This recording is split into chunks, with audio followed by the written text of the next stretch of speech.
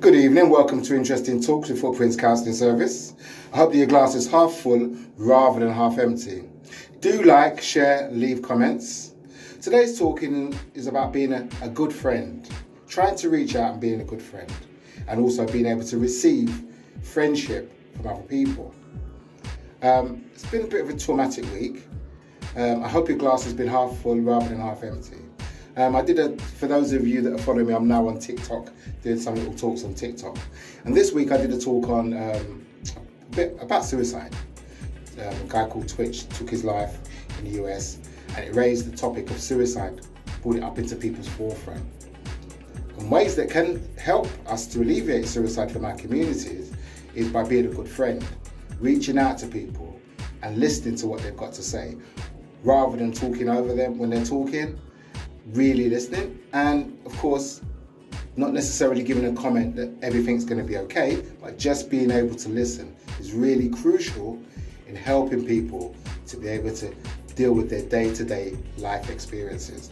And sometimes this can be overwhelming for lots of people.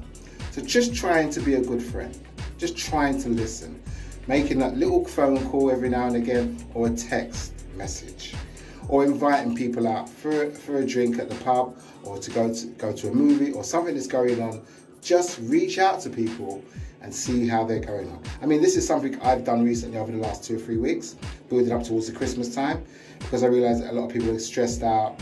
They're not quite sure what they want to do. Some people don't want to be with their families and they're forced with them. Some people are by themselves and they want to be with people. So it's quite a tough time coming up to Christmas when you want to, not sure whether you want to be with your loved ones or not.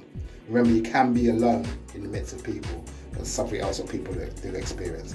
But a key thing to focus on today is the ability to be a good friend. You can't be a good friend to loads and loads of people. Probably I would say about 5. You can probably be a good friend to 5 people. Any more than that, you're really pushing it, because it does take a lot of work to nurture friendships, to keep them going, to make them meaningful. You can't have 100 friends, for example. You can have 100 acquaintances, but you can't have more than possibly 5 to maximum 10 good friends. And I personally would stick at 5. I wouldn't go any up to 10. But some people would say that they can. So what do? You contact them, you leave messages, you make phone calls, you invite them around your house for have a meal or something, or just a chat or a coffee, and see what's going on for them. And likewise, if you've got something that you need to discuss with your friends, don't be too shy, too proud, too big to hold it in.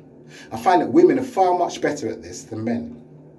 Men tend to hold it all in, and I'm the big I am. I can deal with everything. And you can't. We're only human. We're only human, and we all have a capacity where things get too much. And we become inward looking, not outward looking. We can become depressed, we become lethargic, and we could just be functioning. Just functioning. We don't want to just function. We want to live. I want you guys to live. Like how I try to live my life. I want to be happy. Happy, one of my buzzwords at the moment. Happy. I try to say it to myself in the morning, in the middle of the day, and in the evenings. I want to be happy, and I want everybody to be happy. That's what we're here for.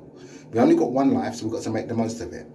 And being around friends, keeping good friends, reaching out to them reaching out to us, sharing our woes together is a very, very, very, very good practice for survival in these tough times that we're living in these days. And just to cut this off, this is something that I discovered when I was, it was part of my study.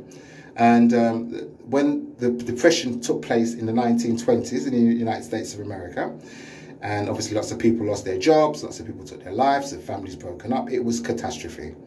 Probably worse than what we went through in the pandemic, should I say. But because there was no answer, and it went on for a long period of time. I think it was 10 years.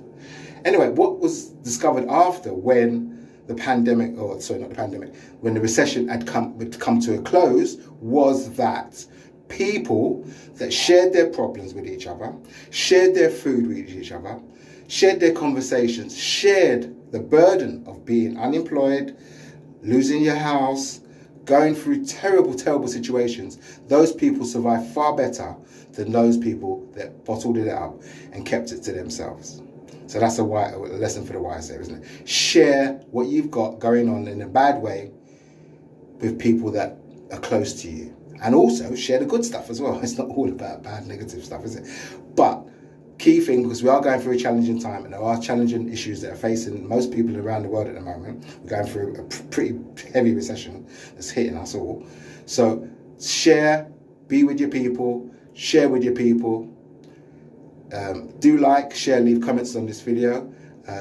I love to hear what people have to say because it really gets the conversation going. I've not got all the answers. I just want to get people thinking about what the possible answers are and putting in my 2 pennies worth from what I've experienced in my life and obviously my professional training.